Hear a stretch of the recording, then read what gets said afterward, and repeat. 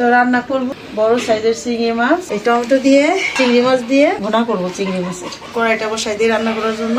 বিসমিল্লাহির রহমানির রহিম। দিলাম সরিষার তেল, একটা তেজপাতা, 2টা শুকনা মরিচ, সামান্য জিরা, দিয়ে দিলাম পেঁয়াজ। পেঁয়াজটা প্রায় ভাজা হয়ে গেছে। লবণ, আদা রসুন বাটা কষানোর জন্য একটু পানি দেবো। হলুদের গুঁড়া, মরিচের গুঁড়া, ধনিয়ার গুঁড়া, জিরার গুঁড়া, মশলা আমি ভালো করে কষাই নিলাম। এখন দিয়ে দেবো চিংড়ি মাছ।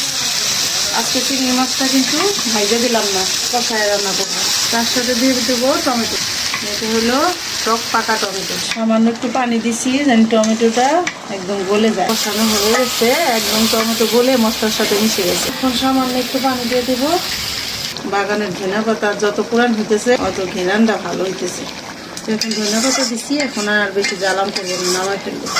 টক পাকা টমেটো দিয়ে বড় চিংড়ি মাছ ভুনা করলাম।